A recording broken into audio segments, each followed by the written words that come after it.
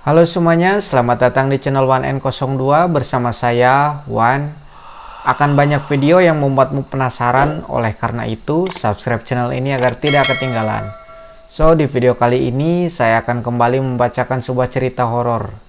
Cerita horor kali ini berjudul tentang Karma Guru Pungli.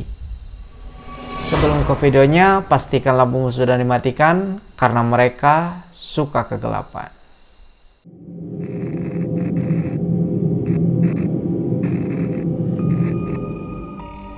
Di sebuah SMP negeri di pinggiran kota kecil, ada seorang guru bernama Pak Rudi. Penampilannya selalu rapih. Tapi semua siswa tahu, Pak Rudi bukan guru biasa. Ia adalah mimpi buruk yang nyata. Bukan hanya karena galak, tapi karena ia dikenal suka memungut uang secara diam-diam. Bukan cuma iuran kelas, tapi juga biaya administrasi yang katanya untuk ujian, buku pelengkap, sampai kebersihan. Padahal toilet sekolah tetap bau pesing dan rusak. Semua tahu itu pungli, tapi siapa yang berani melawan? Salah satu siswa di kelas 8B, Dina, anak tukang tambal ban, jadi salah satu korban. Suatu hari menjelang ujian tengah semester, Pak Rudi memanggilnya ke depan kelas. "Uang ujiannya mana?" tanya Pak Rudi, suaranya dingin. "Belum bisa, Pak. Ibu saya belum ada uang." "Kalau gak bayar, gak usah ikut ujian. Keluar saja." Suara tawa kecil dari beberapa teman membuat wajah Dina makin panas. Tapi dia hanya menunduk. Sore harinya, Dina meminjam uang ke tetangganya sambil menangis. Uang itu diberikan ke Pak Rudi esok pagi, tanpa kwitansi, tanpa catatan. Malamnya, Dina hanya bisa berdoa, bukan minta balas, tapi memohon agar tidak ada murid lain yang diperlakukan seperti dirinya.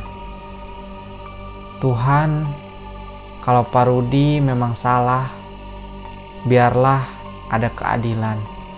Tapi jangan ke kami, murid-muridnya." 3 hari setelah ujian berakhir, sekolah mulai terasa aneh.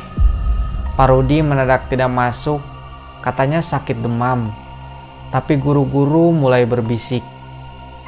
Semalam Pak Rudi katanya teriak-teriak di rumah. Ngigau, katanya ada yang menarik bajunya di kamar. Lihat anak-anak berdiri di pojok sambil memegang uang lusuh. Hari keempat, suasana di sekolah makin mencekam. Seorang staf TU bernama Busri yang bertugas pagi-pagi menemukan ruang guru terbuka, berantakan, kertas-kertas berserakan, kursi jatuh. Di tengah ruangan itu, Pak Rudi duduk gemetar memeluk lutut. Di depannya ada tumpukan uang ribuan yang basah dan berbau tanah. Mata Pak Rudi kosong, bibirnya bergetar, tapi tidak ada suara. Sejak hari itu, Pak Rudi dirawat di rumah sakit jiwa, tapi kejadian aneh tak berhenti. Siswa-siswa yang pernah ditagih uang secara paksa mulai mengalami hal-hal ganjil. Dina adalah yang pertama. Saat membuka laci mejanya, pagi-pagi, ia menemukan lembaran ratusan ribu, lusuh dan basah. Di baliknya ada tulisan tangan, "Maafkan aku, ini milikmu." Malamnya, saat sedang tidur, Dina terbangun karena bau amis dan tanah basah. Ia membuka bantal, ada uang lagi di bawahnya. Dan lebih aneh, ada sidik jari hitam menempel di lembarannya. Lalu ia mendengar suara berat dan pelan, seperti napas orang tua membisik tepat di telinganya. "Ampuni aku, ampunilah gurumu." Dina tidak berani cerita ke siapa-siapa. Tapi besoknya, Teman-teman di kelas 8B juga mulai mengalami hal yang sama. Ada yang menemukan uang di sepatu, ada yang di dalam kotak pensil, bahkan ada yang melihat sosok seperti Pak Rudi duduk di kursi belakang kelas saat malam penjaga sekolah keliling. Salah satu penjaga sekolah bahkan mengundurkan diri setelah melihat bayangan seseorang berdiri di depan ruangan guru jam 3 pagi. Padahal sekolah kosong. Kepala sekolah akhirnya memanggil tokoh agama, ruangan guru dibersihkan, upacara tolak bala dilakukan. Guru-guru mulai berbenah, tidak ada pungutan tanpa surat resmi. Tapi perasaan tak enak masih tersisa. Suatu malam, CCTV sekolah merekam sesuatu yang membuat semua merinding.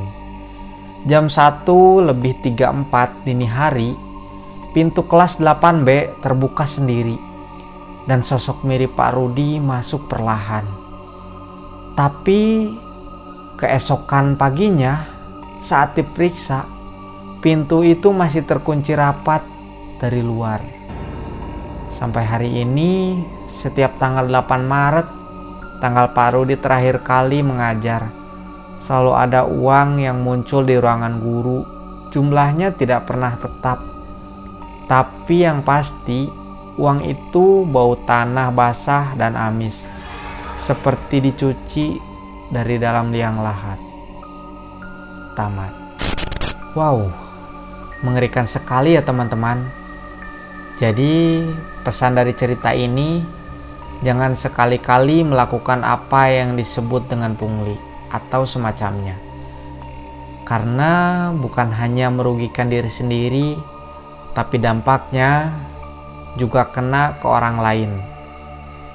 Apakah kalian pernah mengalami hal seperti di video? Coba ceritakan di komentar. Terima kasih telah menonton video ini sampai akhir. Jangan lupa support channel ini agar makin maju dan berkembang dengan cara like, share, dan subscribe. Sekian untuk video kali ini. Saya Wan, sampai jumpa di video selanjutnya.